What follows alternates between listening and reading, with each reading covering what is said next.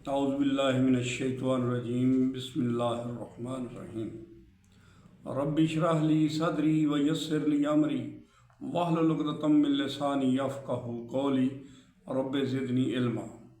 حضرات گرامی، ڈاکٹر مولا غلام مرتضیٰ شہید رحمۃ اللہ علیہ کی کتاب انوار القرآن، جس میں صورتوں کا تعارف، مضامین میں قرآن اور منتخب آیات کی تفسیر، تو آج ہم انشاءاللہ تعالی ابو داؤد سے روایت ابو ذر رضی اللہ تعالیٰ عنہ بیان کرتے ہیں کہ میں نے رسول اللہ صلی اللہ علیہ وسلم کو فرماتے سنا کہ اے ابو ذر، تو اگر صبح اٹھتے ہی قرآن مجید کی ایک آیت سیکھ لے،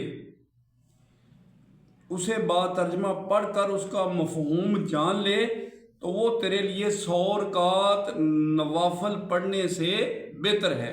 یہ ابو داؤد کی روایت ہے۔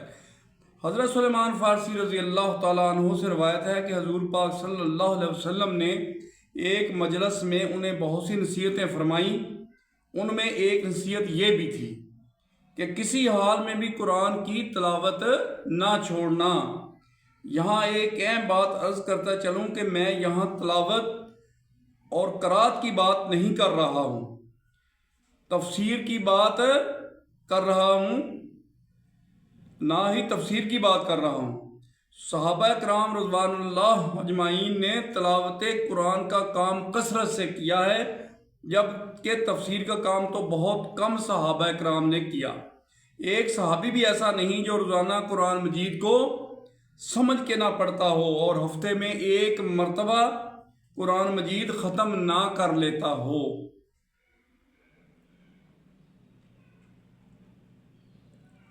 اور تلاوت ہمارے یہاں کے حفاظ کرام کی طرح جلدی جلدی نہیں کی جاتی تھی، بلکہ ترتیل سے ہوتی تھی، جس طرح کہ قرآن پاک میں اللہ تعالیٰ ارشاد فرماتا ہے وَرَتِّلِ الْقُرْآنَ تَرْتِیلًا، قرآن کو ٹھہر ٹھہر کر پڑھو، اس طرح کہ ایک ایک حرف الگ الگ ہو۔ یہ سورۃ مزمل کی 4 نمبر آیت ہے۔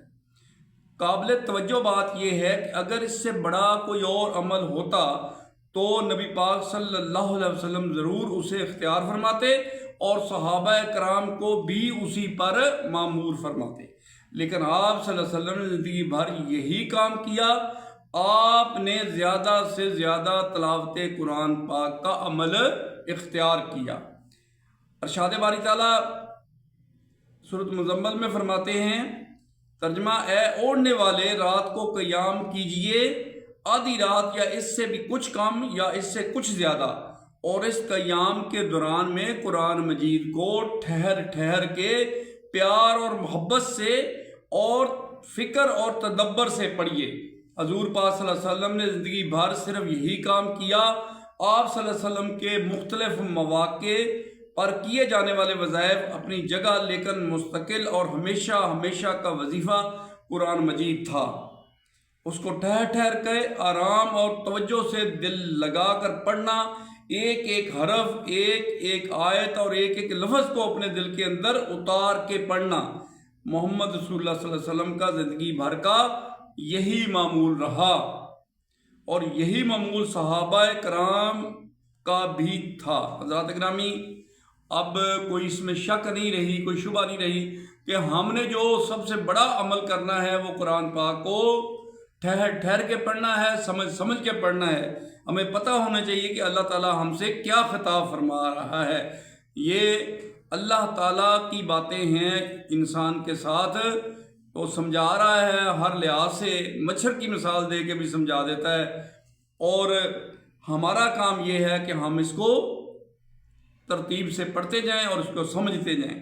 حضرت گرامی، آج جمعے کا دن ہے اور قرآن پاک میں جو سورۃ الکاف ہے اس کے بارے میں حکم ہے کہ جمعے والے دن اس کی تلاوت جمعے کے بعد کی جائے یا جمعے سے پہلے کی جائے۔ تو اس لیے آج جو ہے ہم یہ آپ سے امید کرتے ہیں کہ سورۃ الکاف ہر ہمارا جو قاری ہے، جو ہمارا سننے والا ہے، وہ سورۃ الکاف کو کوشش کرے گا پڑھنے کی۔ لمبی صورت ہے لیکن اس کے فوائد بہت ہیں۔ اللہ تعالیٰ کی اتنی نوازشات اور اتنے انعامات ہوتے ہیں اس صورت کی وجہ سے یہ جس طرح صحابہ کہف پہ اللہ تعالیٰ نے کرم و فضل کیا، ہمیں بھی اللہ تعالیٰ اس پہ عمل کرنے کی توفیق عطا فرمائے۔ وآخر دعوانا الحمدللہ رب العالمین۔ اللہ حافظ۔